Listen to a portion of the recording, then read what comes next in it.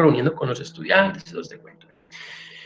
Bien, no, yo lo primero pues es saludarlas a las 4, a las 3 que hay, a Soraya, Estefanía y Margarita. Saludarlas y primero pues preguntarles un poco, bueno, cómo les ha ido en ese tema del curso de Derecho Laboral Colectivo. Algunas personas me han escrito y me han dicho que están muy saturados, que es mucho trabajo, que yo le escribí a Camilo, que fue el que me escribió, le dije, mire, nosotros tenemos 2 sesiones programadas a la semana, que son 2 secciones de 2 horas cada una, para un total de 4 horas en presencialidad, que era lo que nosotros veníamos trabajando. Y adicionalmente a esas 4 horas presenciales, el plan de estudios pues tiene un tiempo autónomo que es el que ustedes hacen en sus casas y demás, de tal manera que yo no he querido saturarlos, que aquí ya llegó alguien más, yo no he querido saturarlos con muchos trabajos, he estado dejando más o menos un trabajo por casi para cada 15 días, y no hemos tenido sino un encuentro de esta manera y este el segundo. Entonces, yo le escribí a Camila y dije, pues no veo que sea por parte, digamos, de esta asignatura, pues que estemos desbordando en las actividades. Los trabajos, pues no son trabajos tampoco muy complejos, el que está pendiente es una lectura y una sentencia muy, muy corta y un video de 3, 4 minutos donde usted explique o emita un concepto sobre qué le parece pues el tema de las huelgas para reivindicar derechos. Entonces, digamos eso. Sin embargo, si consideran que requieren más tiempo, yo tampoco tengo dificultad en hacerlo. Ya ustedes más o menos saben cuál es mi forma de pensar y mi forma de trabajar con respecto a las notas y a ese tipo de cosas. O sea, yo particularmente considero hoy por hoy que incluso no se debería evaluar y que el sistema académico debería, así. Qué pena. Yo creo, pues, o por lo menos a mí me intimida mucho la parte del Turnitin. Y, por ejemplo, para la sentencia hay, pues, por ejemplo, el problema jurídico, hay muchas cosas que hay que citar de la sentencia y sé que al pasarlo por Turnitin va a dar un porcentaje muy alto y me va a bajar la nota. Entonces, No, eso, pero eso mira, sí me sí, estresa. pero mira, ahorita que o sea, el tema es que el problema con la plataforma es que tiene, o sea, tiene varias posibilidades digamos, de actividades. Entonces, hay una cosa que es que para hacer juegos, que es sopa de letras, y solamente hay como tres cosas donde se pueden subir como documentos. Entonces, subir documentos, casi que la única posibilidad que me da es el Turnitin. Pero no se preocupen por eso, o sea, si les da un porcentaje muy alto, no se preocupen porque estamos haciendo análisis de sentencia, entonces uno entiende. Yo realmente casi no tengo en cuenta esos valores de esas referencias de Turnitin, y cuando revisa uno, pues uno ve, claro, si vamos a tomar una parte de una sentencia, un párrafo, pues simplemente le ponemos entre paréntesis, ¿cierto? Sentencia tal y tal, y ya uno sabe que es parte de la sentencia. Entonces, digamos que no se preocupen por eso, ¿sí? De hecho, yo no he tenido en cuenta ese porcentaje, digamos, en los trabajos que se han subido. Es por decir algo, el de los estatutos. En los estatutos habían Turnitins que nos daba, hay unos que nos dio 99% de, de similitud, ¿cierto? Yo no diría, no, pues entonces todo fue copiado. No, pues es que los estatutos también realmente son que es una construcción que uno va haciendo y que pues casi la mayoría, digamos, que tienen unos componentes básicos y pues eso no tiene ningún problema. Lo importante era que se hubiera hecho, digamos, el trabajo. Claro, en ese ejercicio de los estatutos y del pliego de peticiones, pues claro, unos empezaron con un sindicato, luego la mitad hablaban de otro sindicato y firmaban otro sindicato. Entonces, bueno, pues ahí el problema no es Turnitin, sino que copiaron de varios y pues no hicieron una lectura y digamos que armaron un Frankenstein, digamos así, pero tampoco es un complique. Lo importante es que logremos entender un poco e interioricemos esos conceptos y que tengamos una idea al terminar el curso general digamos, lo que es el derecho laboral colectivo, de cuáles son las implicaciones, de qué es lo que se trabaja en el derecho laboral colectivo, y que cuando nos hablen de derecho laboral colectivo, pues al menos digamos, bueno, algo tenemos o algo, digamos, adquirimos con respecto al derecho laboral colectivo. Esa es como la idea que yo tengo, ¿bien? Bueno, les decía entonces que, retomando un poco, pues hemos avanzado desde las clases que teníamos presenciales, pues logramos... Profe, Sí, qué pena, lo interrumpo. tranquila. ¿Será que con este video que hay que subir esta noche, será que nos puede dar un plazo más, por favor? Yo creo que está habilitado hasta el 23. Está habilitado, el video está habilitado hasta hoy a las 12 de la noche. Bueno, yo no tengo problema, lo hacemos hasta el lunes, si quieren, digamos que lo podemos poner. ¿Sí? Bueno, Yo gracias. no tengo problema. Bien, entonces, les decía, pues la idea, digamos, de este encuentro era que ustedes vayan revisando esos conceptos del derecho laboral colectivo y que les vaya, digamos, como quedando unas ideas básicas. Yo sé que no vamos a salir expertos en derecho laboral colectivo, también sé que a muchos a lo mejor no les, pues, digamos que no es el agrado total el derecho laboral y menos el laboral colectivo, como nos pasa en la profesión del derecho. Hay unos que, digamos, para el derecho privado somos un poquitico más renuentes, pero digamos que la idea es también conocerlo bien. ¿Qué hemos revisado? O sea, ¿qué hemos trabajado? Ya más o menos hemos visto, ustedes recordarán el tema de todo el marco constitucional y legal del derecho de asociación. Revisamos conceptos del sindicato, tipos de sindicatos, cómo se conforman los sindicatos. Revisamos las facultades de los sindicatos. Miramos también el tema de cómo se estructuran a través de los estatutos una organización sindical, qué debe contener esa organización sindical en los estatutos. Revisamos el tema del fuero sindical, tipos de fueros, clases de fueros. Luego hablamos un poco del arreglo directo, ¿cierto? Y en el arreglo directo hablamos de la negociación colectiva. Ahí hicimos varios ejercicios, hicimos los estatutos y también hicimos el pliego. Ese pliego, como lo vimos en la sesión pasada, ese pliego permite entonces iniciar esa etapa de arreglo directo, ¿cierto? Y poder resolver las divergencias o las dificultades o las diferencias que se susciten en la relación laboral de un trabajador con una empresa, permite entonces a través de esta figura poder resolver esos conflictos de trabajo. Hasta ahí digamos que va la cosa más o menos clara. ¿Qué quiero yo? Un poco que retomemos el tema de la huelga. ¿Por qué? Porque el tema de la huelga es un elemento bastante importante en el derecho laboral colectivo. Diría yo que no se puede concebir o concebir mejor una organización sindical sin la huelga. ¿Por qué? Porque digamos que es el único mecanismo o herramienta que tenemos para poder reivindicar derechos, reivindicar. Yo creo que ese es el punto crucial de los sindicatos.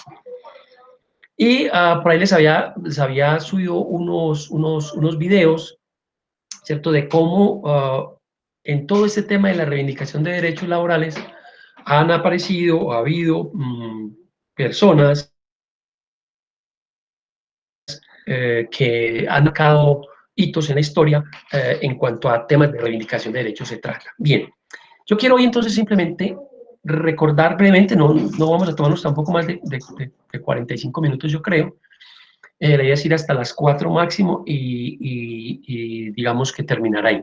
¿Para qué? Para recordar nuevamente ese tema de la huelga y si al final tenemos dudas sobre la huelga, entonces las podamos despejar para que podamos seguir avanzando en la unidad. ¿Listo? ¿Les parece la idea? ¿O cómo la ven? ¿O tienen otra idea o quisiéramos otra o de otra manera? Por mí está bien. ¿Sí? Sí, profe, no tengo problema. Y también igual al final de pronto podríamos hablar de lo que dijiste del comienzo, que te habían escrito, las actividades y eso. Listo, perfecto, vale, sí. Entonces vamos a hacerlo muy rápidamente porque ya digamos que que está ahí en unas diapositivas, les subí el tema de la huelga, hicimos una explicación de la huelga, hay algunos documentos para leer sobre la huelga, algunos videos, digamos que hay buen material, pero me interesa, digamos, volver a repasarlo porque es importante. Bien, ¿qué podemos nuevamente decirles de la huelga? Como, digamos, la dinámica que hemos traído es, ¿cuál es nuestro marco constitucional? Siempre piensen cuál es el marco constitucional, el marco legal y el marco internacional de cualquier tipo de dificultad o de cualquier tipo de situación o de caso que ustedes estén resolviendo. Cuando llegue el modular, también como se van a enfrentar a un caso, entonces es bueno que ustedes lo revisen. Bueno, estamos enfrentados a este caso, ¿cuál es el marco constitucional y el marco legal internacional que resuelve este caso? Bien, en este tema de la huelga, pues obviamente está el artículo 56 superior, del texto superior de la Constitución Política, de la norma de normas. Este artículo 56 eleva, digamos, la huelga a rango constitucional y dice que la huelga se garantiza el derecho a la huelga. Mire que, como lo decíamos la vez pasada, es un derecho, ¿cierto?, que tenemos todos los ciudadanos en Colombia. Digamos que no es discrecional, no es que quiera reclamarlo, no, es un derecho que está ahí como cualquier otro derecho, como el derecho a la paz, como el derecho al debido proceso, como el derecho a la igualdad, el derecho a la libertad, el derecho a la vida, etcétera, etcétera. Es un derecho de rango constitucional. Pero este derecho a la huelga, la misma Constitución le pone unas limitantes, le genera unas excepciones, en este caso unas salvedades, y nos dice que la huelga, ¿cierto?, es un derecho garantizado, pero no para o para las actividades que se dedican a prestar servicios públicos esenciales. Entonces, digamos que el mismo texto constitucional nos dice que es la huelga, quienes tienen derecho y quienes no tienen derecho a la huelga. Ese punto de los servicios públicos esenciales, que lo define el legislador, ha sido, digamos, un comodín también de carácter jurídico y político para restringir un poco el derecho a la huelga de ciertos sectores. De tal manera que, concluyendo, digamos, esta primera parte es que a pesar de que el derecho a la huelga es un derecho que está íntimamente ligado con el derecho de asociación, o mejor, que no podríamos concebir el derecho de asociación sindical sin el derecho a la huelga, pues este está elevado a rango constitucional, sin embargo, el mismo texto constitucional lo limita a los servicios públicos esenciales. Y el mismo legislador, al definir y al establecer cuáles son esos servicios públicos esenciales, ha hecho también limitantes o ha hecho también, le ha puesto límites a ese tema del derecho de la huelga. Bien. Ese derecho 56 constitucional, ese artículo 56 constitucional, va también relacionado o va concatenado o va hilvanado o va unido a principios de carácter constitucional, como son la solidaridad, la dignidad, la participación, todos ellos dentro del marco de los principios en el texto constitucional, del artículo primero, que nos habla de cómo está conformado el Estado, del artículo segundo, que nos plantea cuáles son los fines, y en especial esa finalidad que es el Estado de crear un orden social justo. Entonces, ese es el marco, digamos, constitucional y legal que tiene el derecho a la huelga en nuestro país. Pero digamos que también tiene, digamos, una protección de carácter internacional, obviamente que son los tratados internacionales los que nos dan en este caso esa protección de carácter constitucional. Recuerden bien, ¿cierto?, el bloque de constitucionalidad, ¿cierto?, y cómo los convenios que firma Colombia y que ratifica, convenios que son creados a través de la OIT, de la Organización Internacional del Trabajo, que Colombia ha ratificado, hacen parte del bloque de constitucionalidad, y en especial ese convenio 87 de la Organización Internacional del Trabajo. Ese convenio 87 es el que se utiliza para aquellos servicios públicos esenciales que por constitución están limitados, que el legislador también los ha limitado y que de una u otra manera a través del convenio muchos sindicatos lo vienen ejerciendo. La definición de la huelga, ya digamos que la hemos planteado, era que o tenía unos elementos esenciales, y decíamos, de acuerdo con el 429 del Código Sustantivo del Trabajo, que la huelga era una suspensión colectiva, ¿cierto? Una suspensión colectiva temporal, pacífica del trabajo. Suspender nuestro trabajo, suspender las actividades de manera pacífica y temporal. ¿Para qué? Para buscar una reivindicación de un derecho o para reivindicar fines de carácter económico y profesional. En pocas palabras es, cesamos nuestras actividades como una manera de presionar al patrono, de presionar al nominador para poder negociar condiciones laborales que reivindiquen derechos económicos y profesionales. Eso en términos generales es lo que trae la definición de la huelga en Colombia, que desde el marco legal está en el artículo 29 del texto constitucional. Digamos que hay algunos elementos importantes de la huelga, que ahorita los revisamos. Bien, hablemos un poco de la naturaleza jurídica de la huelga. Ya lo habíamos dicho, y es que la huelga es un derecho, pero que es un derecho incluso, o muchos dicen que es un derecho incluso anterior al Estado mismo. ¿Y por qué dicen que es un derecho incluso anterior al Estado?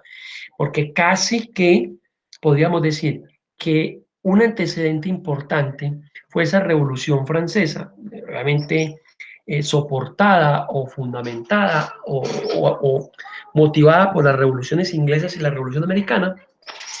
Y es esa Revolución Francesa, ¿cierto?, que da origen a ese Estado moderno, a ese Estado nuevo, a ese Estado liberal, y que a través de esa revolución se empieza a derrocar, si se quiere esa expresión, o a modificar el famoso Estado absolutista del État c'est moi, de el Estado soy yo, de el rey como única autoridad y fuente del derecho. Entonces, por eso dice que la huelga es casi que anterior al Estado y es inherente al mismo ser humano.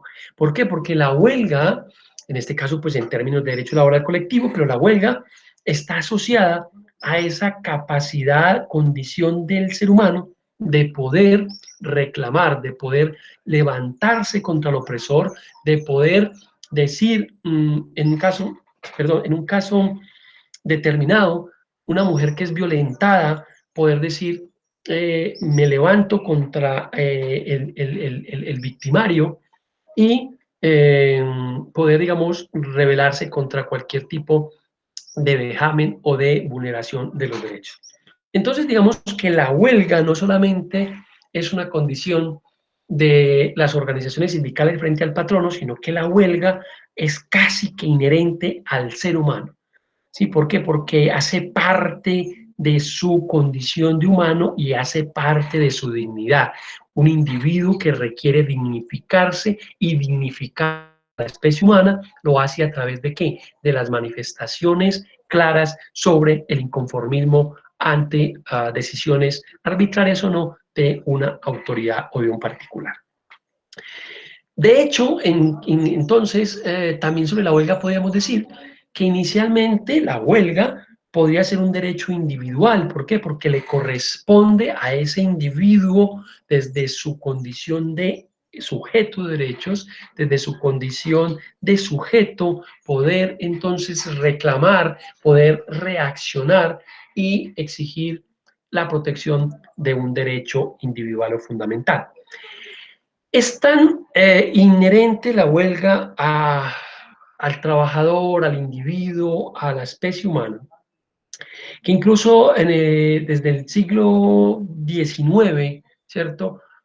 Antes del siglo XIX o hasta el siglo XIX, la huelga era un delito. Poder rebelarse, expresarse y manifestar su inconformismo frente a algo era un delito, era catalogado delito y sancionado como delito.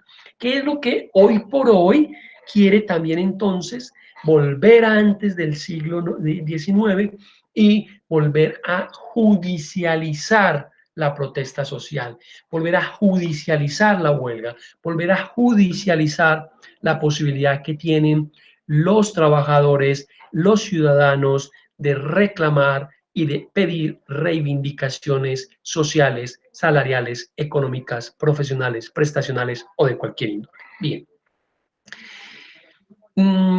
Sobre la huelga también podemos decir que incluso es un elemento, o también algunos le llaman que es un fenómeno de autotutela, es un fenómeno de autocuidado, es una forma de acto propio, es una forma de rebelarme contra el opresor, es una forma de resistir contra quien me oprime en las condiciones en que esa opresión se dé.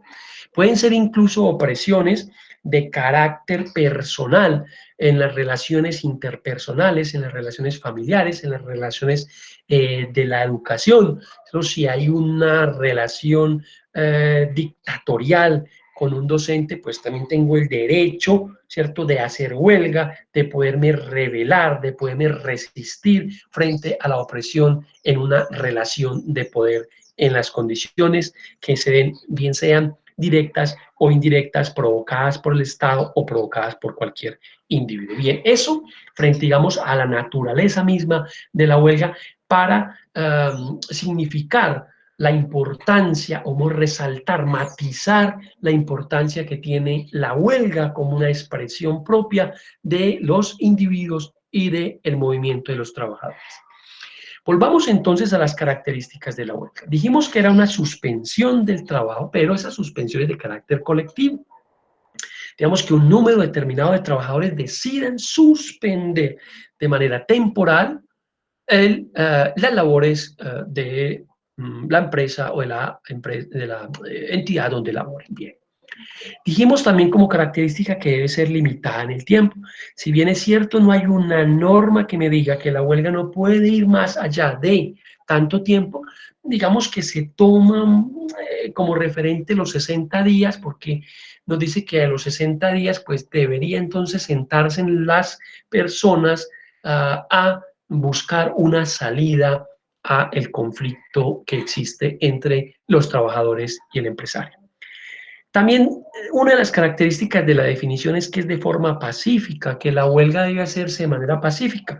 Les decía también que a veces, digamos que ninguna huelga, considero yo, se hace con el fin de ir a lesionar los intereses económicos o personales o la integridad de nadie. A lo mejor en la dinámica, pues, donde estos ejercicios de movilización y de vías de hecho, pues terminan a veces, digamos, saliéndose de la forma pacífica y terminan tal vez tornándose en algunos episodios que nada tienen que ver con esa pacificidad de la huelga. Bien. Otra de las características es que la huelga es con fines económicos y profesionales. Claro, mire que en esas características no se plantean los fines políticos, pero les decía también que esos fines políticos finalmente terminan poniéndose también en la palestra de las reclamaciones de los huelguistas, porque somos un país mediado por la política, porque las decisiones se toman mediante actos políticos, también actos jurídicos desde luego, pero también la huelga, a pesar de que su característica no persigue fines políticos, siempre hay un elemento político que lleva, digamos, implícito la huelga. Bien, y la otra característica es que la huelga es previa al arreglo directo, ¿cierto? Que debemos primero pasar por el arreglo directo. Bien, Hablamos también un poco de la clasificación de la huelga y dijimos que la huelga tiene, digamos, varias formas de presentarlo.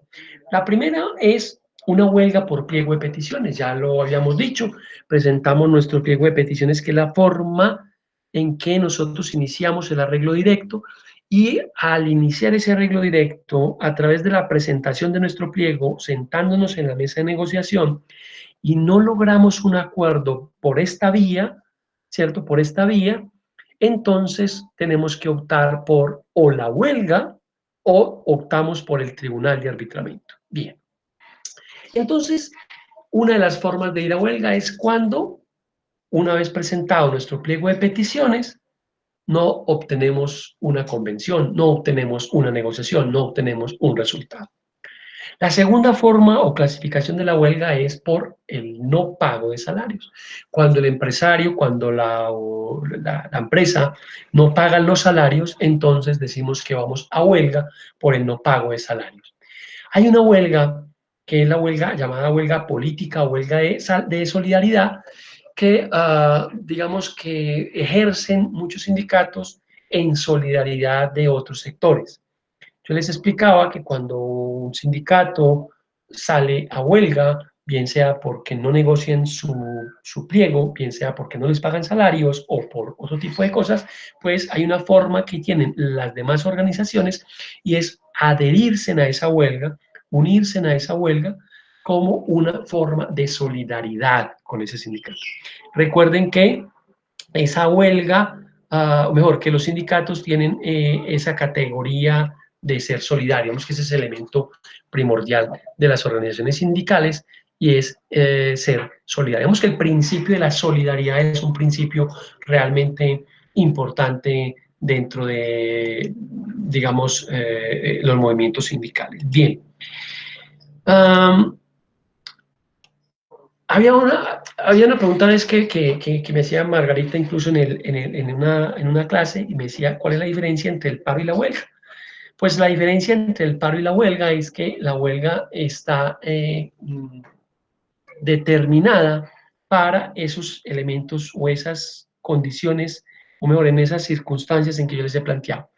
Para ir a huelga cuando no se puede negociar el pliego de peticiones, para el tema de salarios o la huelga de solidaridad. Cuando hablamos de paro, decimos entonces que son aquellas otras formas, ¿cierto?, en que los trabajadores cesan sus actividades para buscar o conseguir reivindicaciones de otro tipo que no son las que hemos mencionado. Bien, con respecto a esos servicios públicos esenciales que están excluidos de la posibilidad de hacer huelga, el mismo artículo 430 del Código Sustantivo del Trabajo nos dice cuáles son esos servicios públicos esenciales que no pueden hacer huelga. Y ahí los hemos enumerado, los que prestan sus servicios a las ramas del poder público, ejecutiva, legislativa y judicial, no pueden ir a huelga. Las empresas de transporte de tierra, agua o aire, las empresas que se dedican a temas de acueductos, energía, electricidad, telecomunicaciones, o lo que llamamos nosotros saneamiento básico ambiental, no pueden ir a huelga.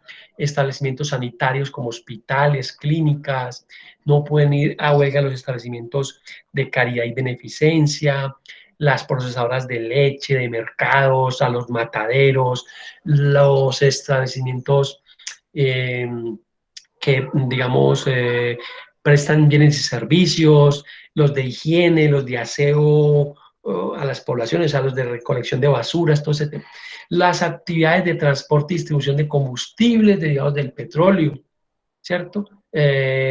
Digamos que esas son las limitantes que trae, digamos, el código para que algunas entidades no puedan hacer huelga en Colombia. De tal manera que si ustedes lo revisan, hay muchas de esas actividades que encajarían perfectamente en cualquiera. O sea, cualquiera entonces puede decir que los servicios públicos esenciales son cualquiera de los que están enmarcados, y ampliado por interpretación a muchos otros. ¿Para qué? Para de esa manera limitar, cercenar o restringir la posibilidad de la huelga de los trabajadores. Bien. El artículo 431 del Código Sustantivo nos dice que hay unos requisitos para la huelga. Este tema es importante, ¿cierto? No puede efectuarse una suspensión colectiva de trabajo, o sea, una huelga, ¿cierto? Sin importar el origen, así sea por salarios, porque sea, sin que antes se haya cumplido los procedimientos que regulan el mismo artículo 431, y es que antes de poder ir a la huelga, primero hay que evacuar, si se me permite esa palabra, o como requisito sine qua non o como requisito de procedibilidad, se debe primero tratar de resolver las diferencias mediante el arreglo directo, ¿sí? Esa es una de las primeras condiciones. Bien. La segunda de las condiciones que nos trae incluso el artículo 444 es que la huelga, ¿cierto? Que la huelga debe ser decidida por la mayoría absoluta de los trabajadores de la empresa o de la Asamblea General de los afiliados. Eso es importante que lo recuerden. Si la mayoría de los trabajadores de la empresa deciden que no van a la huelga, pues esa huelga de entrada es ilegal. O si no lo aprueba la Asamblea, que es facultad de la Asamblea, esta huelga es ilegal. O si aprobado por la Asamblea General de Afiliados, esta no tenía la mitad más uno de los trabajadores. Esa huelga también será ilegal, ¿sí? Y entonces, esas condiciones, por lo menos esas 4 condiciones son fundamentales para que la huelga tenga validez y para que la huelga no sea declarada ilegal. Recuerden bien, previo agotamiento de la vía directa, de la negociación, del arreglo directo. 2, que si es decretada la huelga por los trabajadores sea la mayoría absoluta de los trabajadores de la empresa, que si es decretada por la asamblea, que tiene que ser decretada por la asamblea cuando la hacen los sindicatos, sea de la mayoría absoluta de los afiliados o de los asambleístas del sindicato, ¿cierto? Bien. ¿Qué más podemos decir? El arreglo directo, digamos que se debe iniciar al principio de las negociaciones, pero vamos a suponer que iniciamos el arreglo directo, presentamos pliego de peticiones, no pudimos negociar, no fuimos a huelga. No quiere decir que mientras estemos en la huelga, ¿cierto? En la huelga, no podamos suspender la huelga e irnos a negociar, lo podemos hacer. La negociación, ¿cierto? La negociación es una posibilidad que siempre va a estar latente, que siempre va a estar presente para resolver las dificultades de todos los trabajadores y los empresarios. Bien, eso digamos frente a las características y condiciones para decretar la huelga. Miremos ya, para ir finalizando, cómo se desarrolla la huelga, ¿cierto? ¿Cómo se desarrolla la huelga? Decimos entonces que la huelga es una ¿qué? Una cesación colectiva del trabajo, ¿cierto? Y que se puede optar por la huelga en varios momentos. 1, o por salarios. 2, porque presentamos pliego y el arreglo directo no funcionó. 3, porque es una huelga de solidaridad.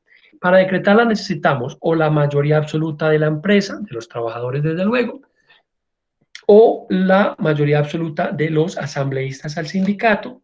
Y una vez entonces tengamos esas decisiones, vamos a suponer que el sindicato tomó la decisión de ir a huelga, ¿cierto? Ir a huelga, sí, la ha tomado, y la decisión la han tomado los asambleístas con la mayoría absoluta. Digamos que eran 100 asambleístas y han votado 51 asambleístas, vamos a la huelga.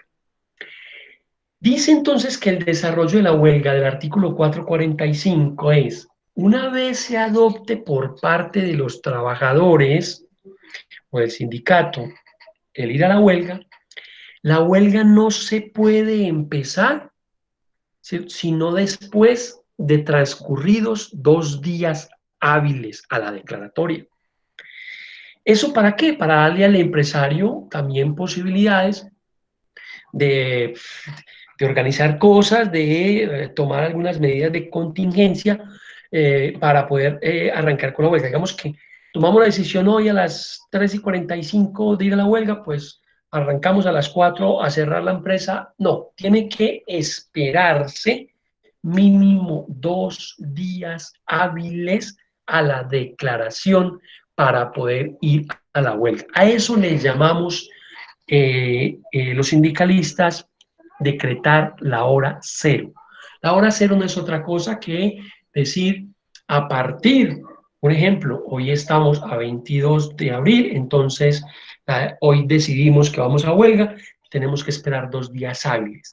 Quiere decir que esos 2 días hábiles serían el día jueves 23 y el día viernes 24. Solo a partir del día sábado podríamos ir a huelga los trabajadores. Y el otro requisito es que una vez tomemos la decisión de ir a la huelga, no podemos esperar más de 10 días hábiles sin ir a la huelga, ¿cierto? Porque también entonces dejamos pasar esos 10 días hábiles después de la declaratoria y entonces la huelga no la van a declarar ilegal. Bien. Una vez entonces decretamos la huelga, aprobada por la asamblea, por los trabajadores, arrancamos con nuestra huelga. Durante el desarrollo de esa huelga, ¿cierto? Podemos entonces hacer varias cosas. Primero, podemos suspender la huelga y decir, vámonos nuevamente y nos sentamos y resolvemos este problema de manera directa, hagamos una negociación, no implica ni impide que estar en huelga no podamos ir ¿a qué? A negociar, ¿cierto? No podemos ir a negociar. Y finalmente, también podemos suspender la huelga y someternos a un tribunal de arbitramiento, ¿cierto? A un tribunal de arbitramiento. Eso es, digamos, un poco cómo se desarrolla la huelga. Ya hay unos efectos jurídicos que tiene la huelga, ¿cierto? La huelga, entonces, pues, si vamos a la huelga, pues, no se podrán entonces suspender los contratos de trabajo, el empleador no puede celebrar nuevos contratos de trabajo para poder reanudar sus servicios suspendidos, el inspector de trabajo entonces debe estar muy pendiente de, digamos, del desarrollo de esa huelga, de estar pendiente si se requiere, digamos, un acompañamiento, etcétera, etcétera, etcétera, ¿cierto? Hay unos casos de sanciones cuando se decreta esa huelga ilegal, que puede ser, digamos, pues, para el sindicato, ¿cierto? Que puede ser la suspensión colectiva del trabajo se decrete ilegal, ¿cierto? Y entonces, primero, pues porque era un servicio público esencial, no perseguía los fines profesionales económicos, no se cumplían los procedimientos, eso hace entonces que se genere, ¿qué? Una ilegalidad en la huelga y se pueda entonces, ¿qué? Sancionar al sindicato de manera pecuniaria, incluso también podría llegarse a dar sanciones que tienen que ver con la suspensión de la personería jurídica de ese sindicato por, digamos, esa suspensión de las labores de manera irregular o ilegal, no cumpliendo con los lineamientos que hemos planteado inicialmente. Y finalmente, decirles que esa declaratoria de ilegalidad, ¿cierto? O de una huelga, pues tiene que ser decretada por un juez. Antes, digamos que pues tiene que mediar una solicitud. Ese trámite es un trámite muy rápido, muy preferente, tiene doble instancia y inicialmente conoce de esa declaratoria de ilegal de la huelga la sala laboral del Tribunal Superior competente, el municipio o el departamento donde esté el conflicto, donde se esté generando la huelga. Ya les decía entonces que esa decisión tiene recurso de apelación y que se hace en el efecto suspensivo, se suspende mientras que se resuelve en el superior y esa se tramitará, esa segunda instancia, ante la Sala Laboral de la Corte Suprema de Justicia. Y esa providencia, pues, obviamente, una vez que ejecutoriada, es la que, digamos que resuelve la ilegalidad o no de esa huelga. Y también les decía que a pesar de que estemos en huelga, suspendemos la huelga, ¿cierto? Si la huelga fue decretada ilegal, no quiere decir que por haber levantado la huelga, entonces no nos la van a decretar ilegal y nos puedan llegar a generar las sanciones que, digamos, se tienen por no hacer las cosas, digamos, como en derecho corresponde. En términos generales, digamos, ese es el asunto de la huelga, ¿cierto? Ya ustedes sabrán que entonces los servidores públicos están limitados a la huelga, esos servicios públicos esenciales. No sé qué dudas tengan con respecto a este capítulo de la huelga. ¿Qué dudas tienen al respecto? ¿Quién quiere preguntar algo? ¿Quién quiere participar?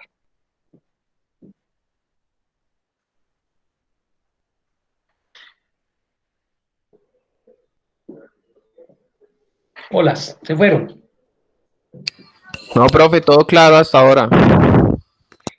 Listo. Felipe, cuénteme entonces, ¿cuál es el procedimiento para decretar la huelga?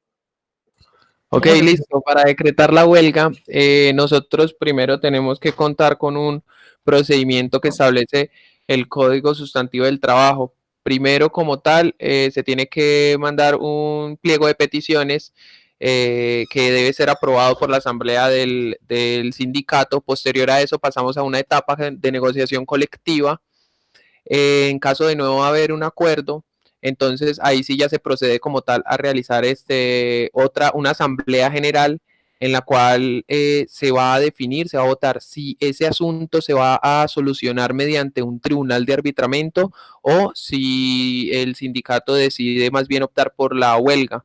Entonces, en caso de que la huelga, que se vote por la huelga, tiene como tal unas condiciones especiales en las cuales debe haber quórum para, para que el sindicato pueda aprobar como tal y entrar en huelga, además de que no debe incurrir en una de las excepciones fundamentales, que es lo de que sean prestadores de un servicio público esencial.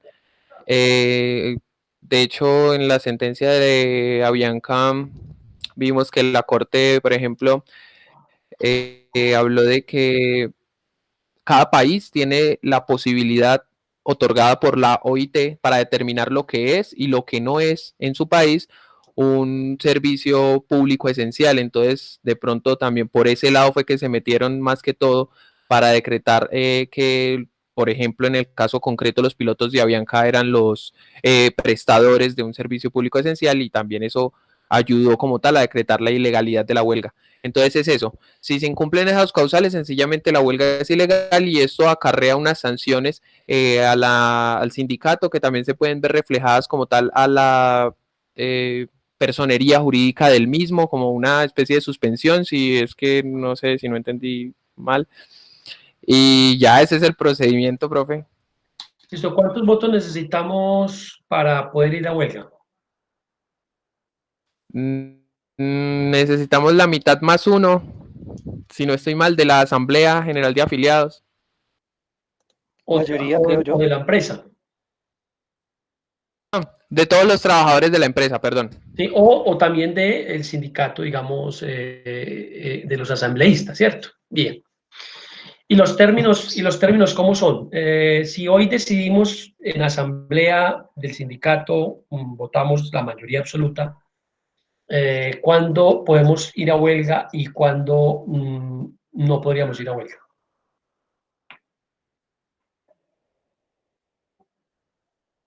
Uy, profe, si no me acuerdo de eso, los términos. ¿Quién ayuda a Juan, a Felipe? Pero no le Señor. entendí, profe, la pregunta.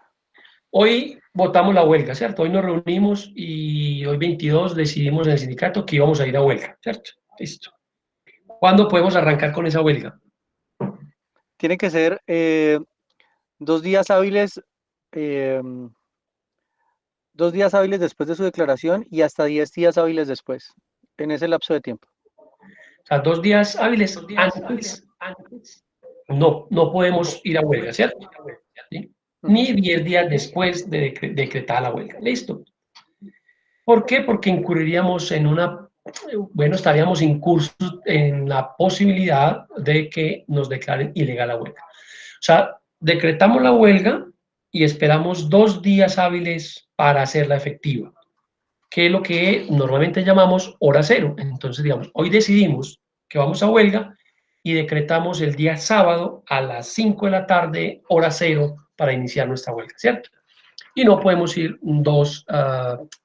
10 días después, no podríamos ya ir a huelga, o sí, pues, digamos que sí podemos ir a la huelga, pero eso va a implicar que nos declaren ilegal la huelga. ¿Listo? Bien, ¿qué otra duda tienen al respecto de la huelga?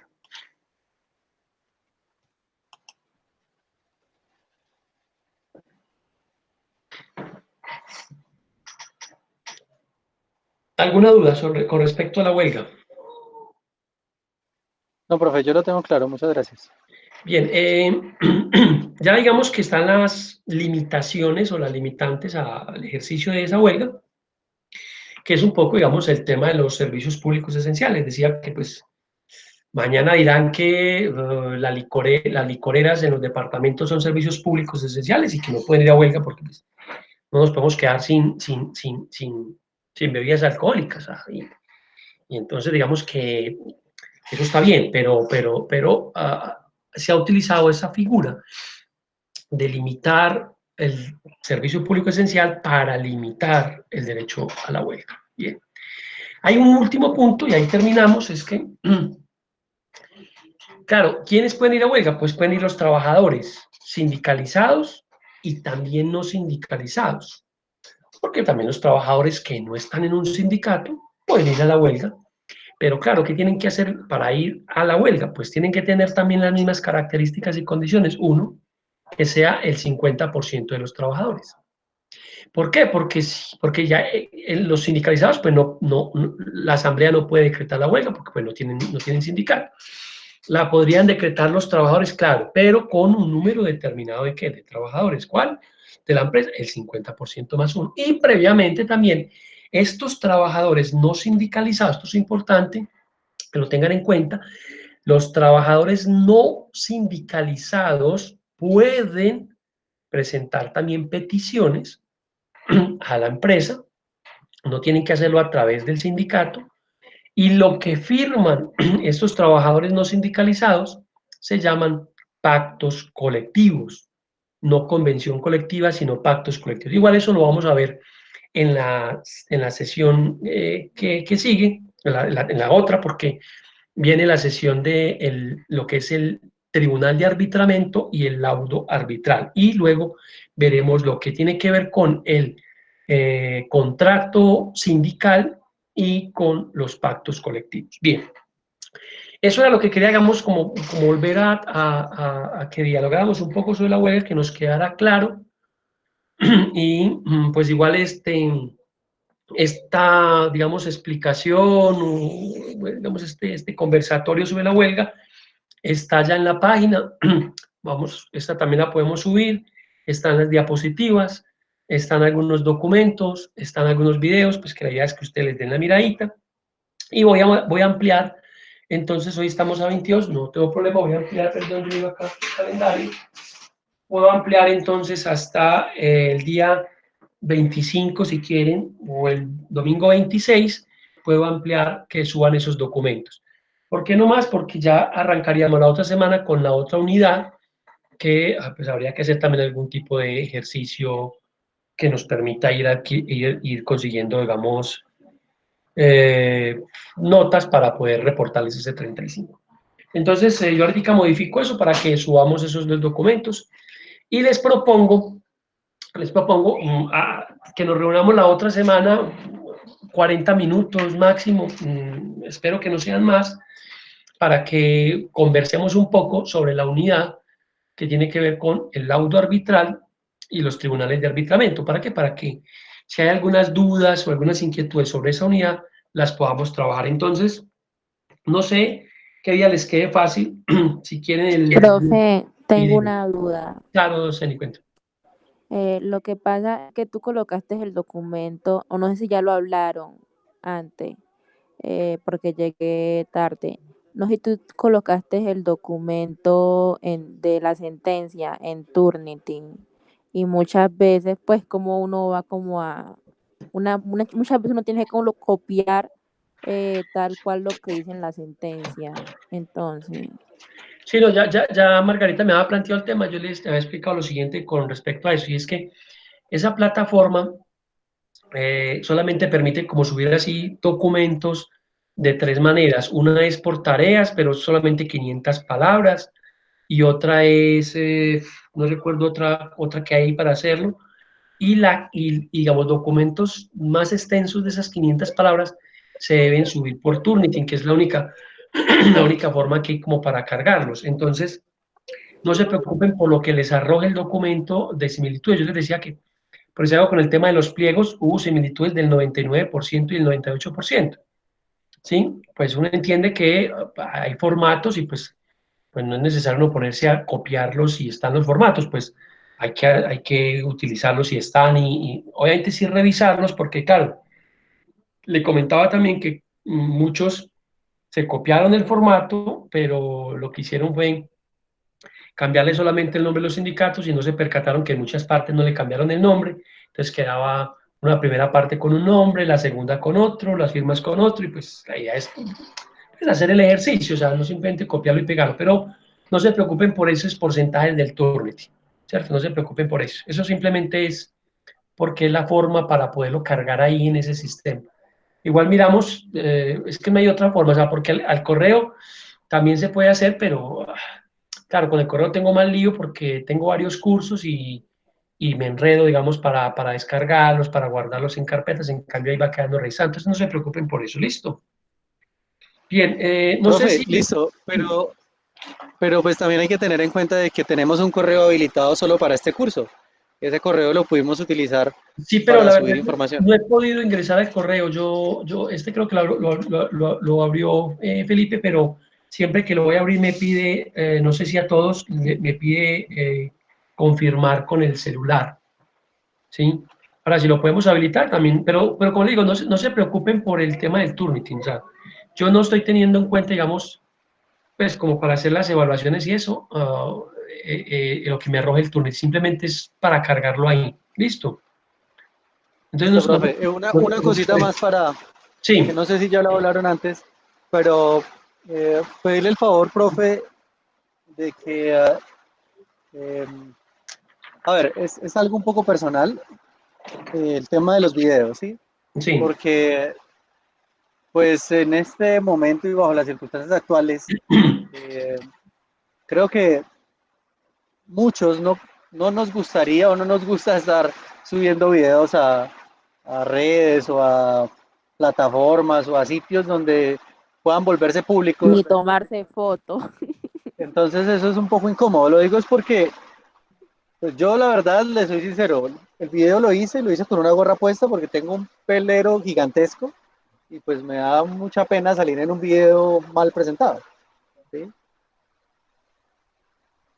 Am, pues a ver, digamos que el tema del video es porque, pues eso, digamos, ayuda un poco a trabajar el tema de la oralidad, un poco el tema, digamos, de la argumentación. No es lo mismo cuando uno, digamos, puede, frente a, si sea el teléfono celular, emitir un concepto sobre algo que hacerlo a través del Word, ¿cierto? Simplemente es eso, es un poco para trabajar ese tipo de competencias y habilidades, digamos, de carácter, digamos, oral.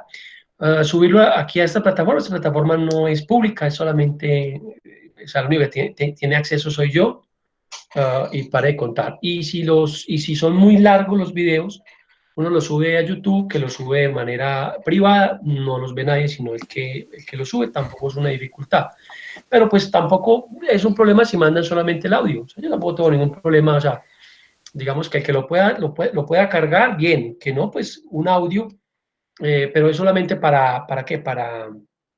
para trabajar ese tema de la oralidad, que es importante, y también conocer un poco esos criterios y esos argumentos que ustedes tienen con relación a temas de los espacios académicos, pero no es por otra cosa, ¿cierto? No es por... Entonces, si ven que el video se les dificulta, manden un audio. Tampoco... Profe, y en caso de que uno mande un audio, no se le descuenta, no se le baja más la nota. Pues, No se preocupen por las notas. Que en mi espacio, digamos, los que ya han estado conmigo en otras asignaturas, yo no soy una persona que esté pendiente de si sacó 4, sacó 5, si por mí pues yo les pongo a todos 5. Lo que pasa es que también, digamos, reportarle a la universidad unas notas y demás. Entonces, yo les pedía que pues se aparten un poco del tema de la evaluación, de la calificación, de si voy a sacar una nota mala o bajita o me puso mucho, poquito, sino no, hacer el ejercicio y que, como les decía al principio, pues, hombre, al terminar el curso, por lo menos, si alguien nos pregunta sobre derecho laboral colectivo, podamos dar cuenta de qué va un poco este tema, así no sea nuestra preferencia ni digamos, nuestra espacio académico más querido y a lo que vamos a dedicar en la vida, pero que al final podemos decir, no, yo de laboral colectivo entiendo de qué va la cosa, cómo es que es este cuento, eso es lo que a mí me interesa, ¿cierto? Que al final podamos decir, algo entendimos del tema del derecho laboral colectivo, más que se sacó 4, 5, 6, ¿cierto? Claro, si no hay trabajos, pues la cosa es complicada. Por ejemplo, un pliego de peticiones todo copiado de un sindicato de España.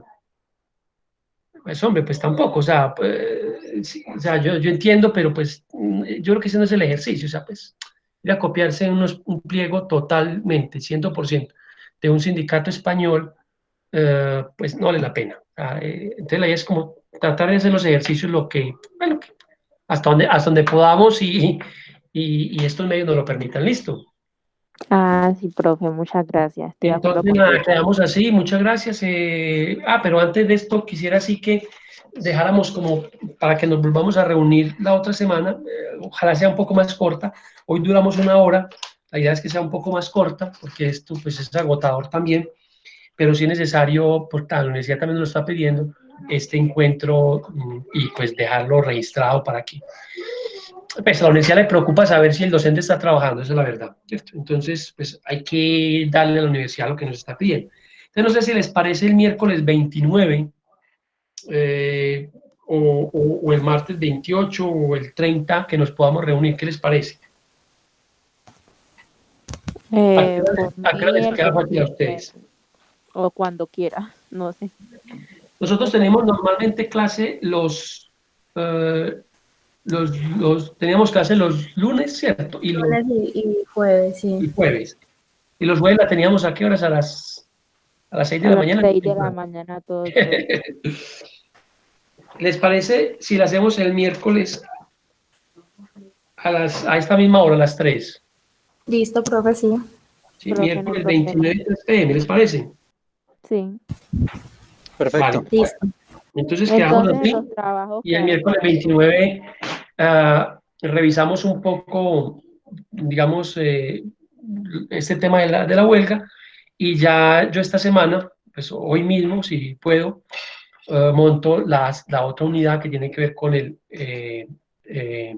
Tribunal de Arbitramiento y el laudo, y ese día lo revisamos nuevamente, lo miramos y miramos qué dificultades o qué inquietudes tenemos. ¿Listos? Profe, entonces los de ahorita quedaron para el lunes. Para el domingo, se los dejo hasta el domingo, hasta el 26. Ah, bueno. Listo, ¿Listo? profe. Profe, una pregunta más Sí, Muchas claro. gracias. del otro tema. Recibí un mensaje suyo de parte, pues, del tema de investigación diciendo que le hiciéramos llegar los correos. Eh, yo le subí el trabajo a la plataforma y también Sí, se lo envié al correo que usted indicó. sí, yo ya lo estoy leyendo, solamente le he enviado a Soraya, a Julio,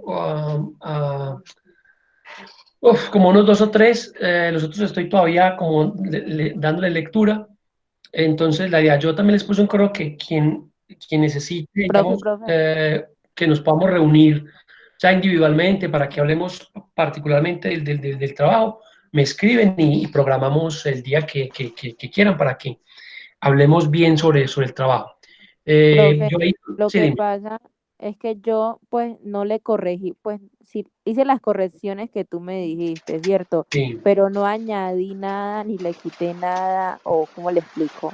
Al trabajo, pues no le añadí como más contenido, solamente hice como las correcciones de las comas, lo que tú me decías. sí. eh, y me apareció más pues me apareció más porcentaje, no Eso, me acuerdo. porque a veces lo que pasa es que a veces se toma la bibliografía, otras veces no tomamos la bibliografía. Entonces, pero no se preocupen, ese ejercicio es interesante para ustedes, para que revisen.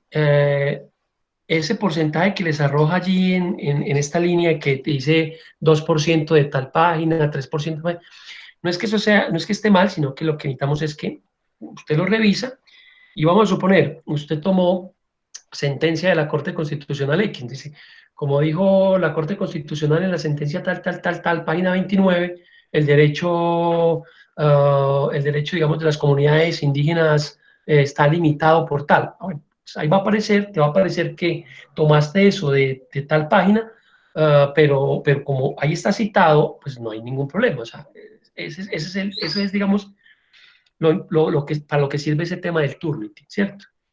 Entonces, si hay un porcentaje, ahora un porcentaje del 20%, del 25%, es un porcentaje aceptable, ¿cierto?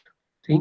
Entonces, de pronto, el caso es que tomó, digamos, la bibliografía y eso y volvió y subió, digamos, el porcentaje. Si quieren también, aprovechando que estamos acá, pues podemos o mejor no, yo, pues para que no nos reunamos si quieren, yo puedo hacer como unos comentarios muy generales a esos trabajos de investigación y lo hago por este medio y les explico un poco qué encuentro para que ustedes lo revisen y digamos un poco frente al tema del resumen, el tema de la introducción o si, como les digo, alguien necesita de pronto hacerlo más individual, más personal, me escriben y nos ponemos una cita por estos medios y discutimos un poco los trabajos en particular. ¿Listo?